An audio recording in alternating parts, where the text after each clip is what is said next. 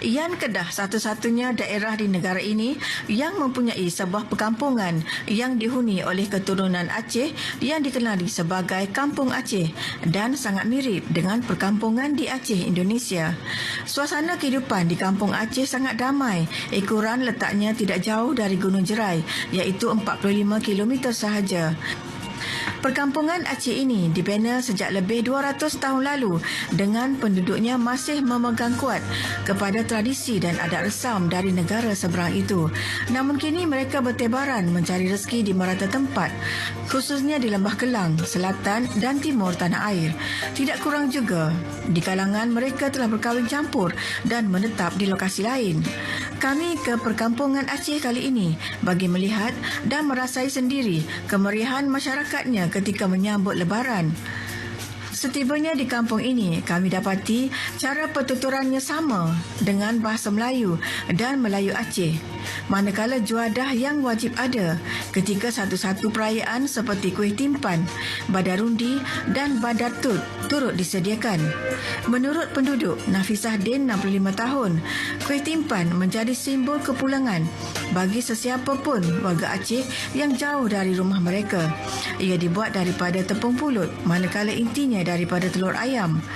Lauk pauknya pula mereka lebih menggemari itik dan masakan kuih plek yu, iaitu sejenis masakan yang diperbuat daripada bahan utama seperti kulit kerbau yang diproses, nangka muda, betik muda, daun belinjau, kacang panjang, buah belinjau dan plek yu, iaitu merupakan sisa kelapa yang minyaknya sudah diproses. Kalau kata urut raya mesti nak jempan.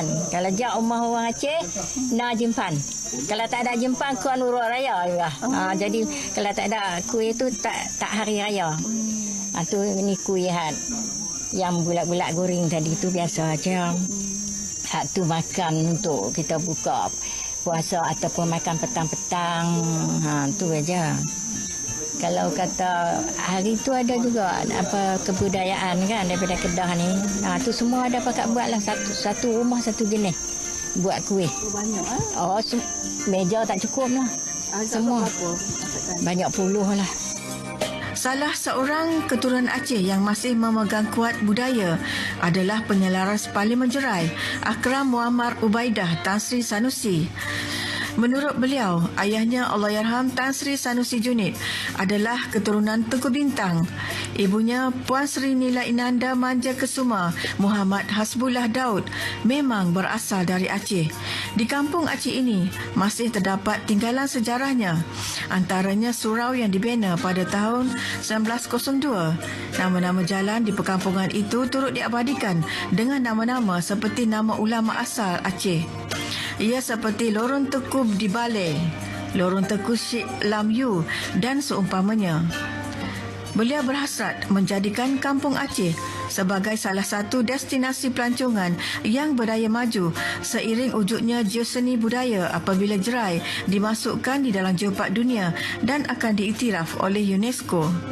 Mengambil peluang nilai sejarah yang ada di sini sebab kita menyasarkan untuk menjayakan Jerai sebagai satu geopark dunia. Jadi kita telah diberikan tempoh 2 tahun, sekarang tinggal sekitar setahun setengah untuk UNESCO mengiktiraf kawasan kita sebagai kawasan geopark dunia. Dan salah satu unsur yang dilihat oleh UNESCO adalah unsur sejarah dan kebudayaan. Dan Kampung Aceh merupakan salah satu daripada unsur tersebut.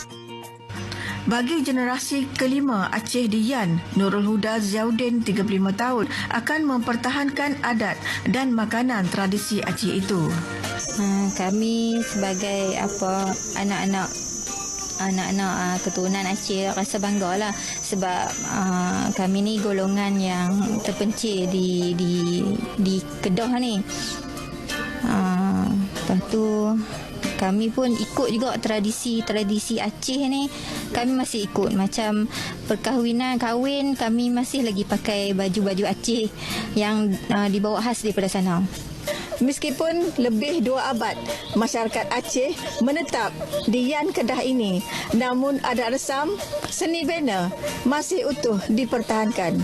Rusia Abdul Hamid, RTM.